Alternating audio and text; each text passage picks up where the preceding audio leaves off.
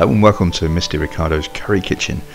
Today we're making Malai Chicken Tikka Kebabs. These are different from the usual chicken tikka you get in British restaurants.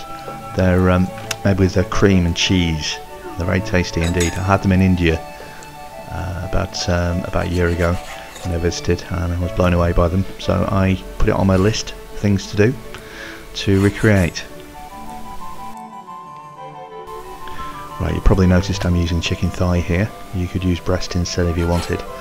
Either is fine, off the bone. The thigh is more tender, juicy, and it stays moister than chicken breast, and it's also cheaper. So here in the video I'm trimming off any excess fat from the chicken. I don't particularly like the texture of it, but it's good to have a little bit of fat left on it for flavour. And then I'm chopping it up into strips which are easy to put onto skewers. Now we're going to initially marinate the chicken with lemon juice, garlic and some spices, really to sort of help tenderise it, to let the chicken absorb some of all the flavour. And then afterwards we're going to put the marinade on.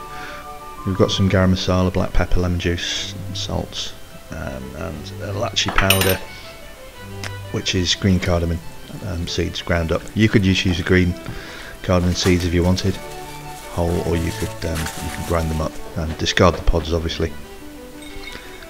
So in with the cheese. I'm using two types of cheese here, mozzarella and cheddar. Good contrast there for texture and sharpness.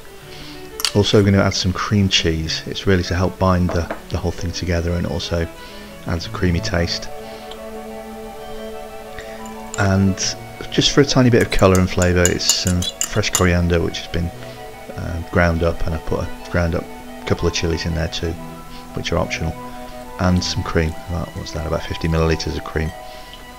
And now I'm going to give it a good mash. It's important to get the cheese all sort of incorporated properly and mashed up. You can also use natural yoghurt instead of the cream if you wish, the full fat. And now we're adding some corn flour to bind the mixtures together to get it really thick. That's quite important, otherwise the cheese just sort of melts and plops off the kebabs completely. You will always get some cheese dripping down when you grill them, but this helps sort of keep most of it on the kebab. Right, so add the chicken back in, which we'd put in the fridge for 20 minutes or so, and we're going to mix it all together. It's a messy job, but get all the chicken very thoroughly coated. Incidentally, yeah, I hope you're enjoying the background music. I also hope you're finding the voiceover useful. If not, if you prefer to watch it without a voiceover, please let me know in the comments below, and I can upload a version without the voice, or indeed without the music. So now cover it up with some cling film and put it in the fridge. Overnight is better for this. You can get away with like 4 hours or so. It's important that when you bring it out of the fridge it's cold obviously, and it helps to put the chicken on the skewers.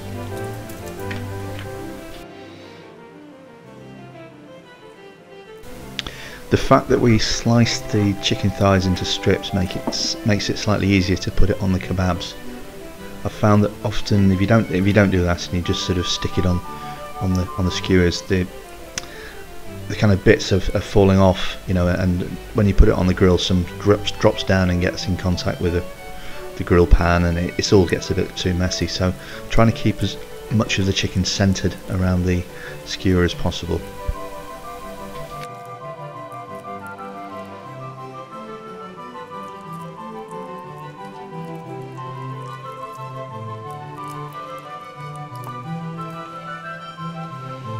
And of course it goes without saying, when you're dealing with chicken, raw chicken, always make sure surfaces, hands, utensils, etc. are cleaned properly after you've finished. So I'll let it sit for about 20 minutes or so to let it come up to room temperature, or nearer room temperature. You don't want to be leaving it around for hours, but you don't want it to be cold when you put it under the grill. So I'm just wiping a little oil over the grill rack. It stops the chicken from sticking nicely. So space them out nicely on the grill and put them in. 180 degrees C, say about 10 to 12 minutes.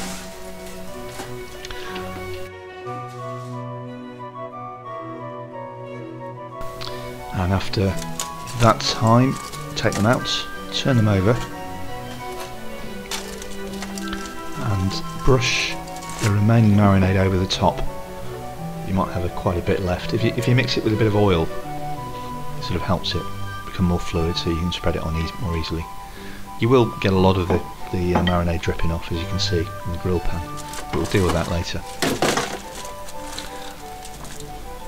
So it was back in for another 12 minutes. We're now going to test the chicken.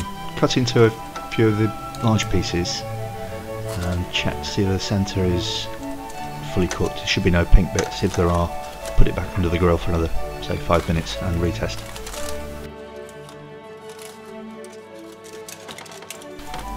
Now, I'm hating waste here, and there's a lot of the marinade has dripped off, and it's very flavoursome, very unhealthy, but you can't let it go to waste. So I'm using the spatula to gently ease it off the grill pan, and I'm going to use it later for something. Right, serving up now.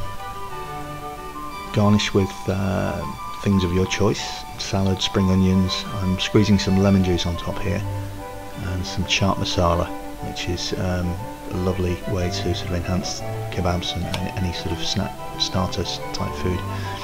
Time for a taste.